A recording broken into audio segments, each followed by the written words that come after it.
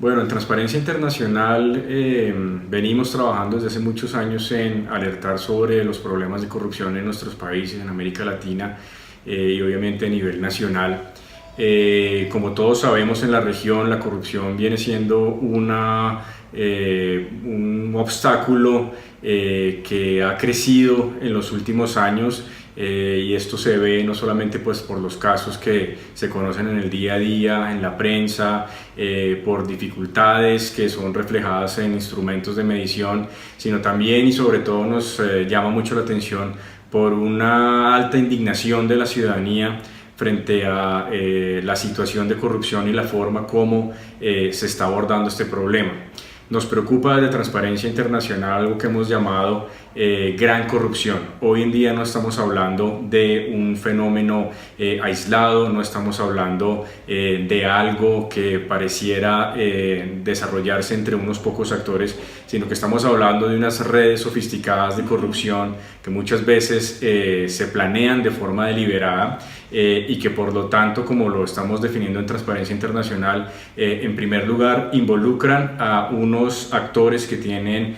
un alto nivel de poder, un alto nivel de decisión. En segundo lugar, genera un impacto muchísimo más amplio sobre la sociedad en su conjunto y sobre todo sobre sectores de la población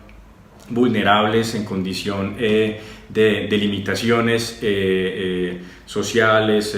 políticas, económicas, culturales, y que además en tercer lugar tiende a quedarse en impunidad. Y esto nos preocupa bastante porque en vez de lograr pues una sanción y un rechazo efectivo, vemos que esos niveles en algunos casos tienden a perpetuarse y de nuevo a sofisticarse, con lo cual pues cada vez es más difícil poder luchar de manera efectiva, oportuna y contundente frente a una problemática pues cada vez más compleja.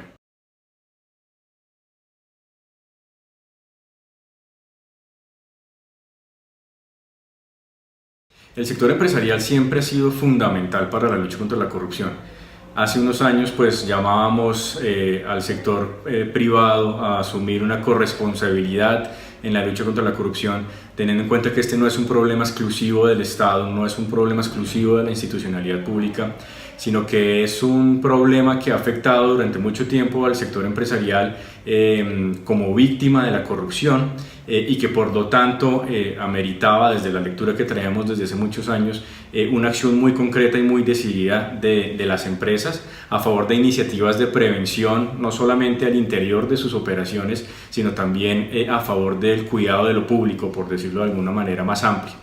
Lo que nos preocupa, y esto también se refleja en algunos indicadores, es que ese rol del sector privado en algunos casos y en algunos ámbitos de los negocios, no en todos,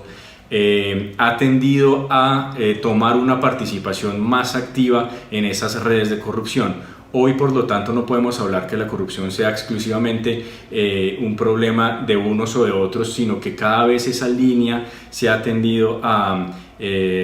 ser un poco más invisible. Y en ese sentido, el llamado hacia el sector empresarial es hoy aún más fuerte. Por un lado, a poder contar con estrategias serias, muy bien establecidas de lucha, de prevención de corrupción y de sanción de corrupción dentro de su entorno empresarial, dentro de su misma operación de negocios, con sus cadenas de valor. Antes hablábamos de un tema de responsabilidad, hablábamos de temas de ética que por supuesto son fundamentales, pero hoy vemos la corrupción como un desafío de la misma sostenibilidad del sector empresarial, y en ese sentido, pues como lo decía, el llamado es muy urgente. Pero también, como lo decía, por otro lado, hay un rol fundamental en la medida en que el sector privado ha tomado un rol muy activo en por ejemplo, prestación de servicios públicos, o es un actor protagonista en el desarrollo de infraestructura en nuestra región, en prestación de servicios hacia poblaciones muy amplias. Y ahí sentimos que también el sector privado no solamente requiere fortalecer esas medidas que toma para su relación con los estados, con las entidades públicas, sino incluso dar ciertos pasos que permita, por ejemplo, contribuir a rechazar a actores que, por ejemplo, desde el mundo político sigan utilizando la corrupción como forma de hacer las cosas, y específicamente me refiero al tema de financiamiento de campañas. Este es un tema en el cual Transparencia Internacional ha insistido durante muchos años que es completamente válido, que es un derecho democrático, pero que hay que hacerse de manera abierta, transparente y de cara a la ciudadanía.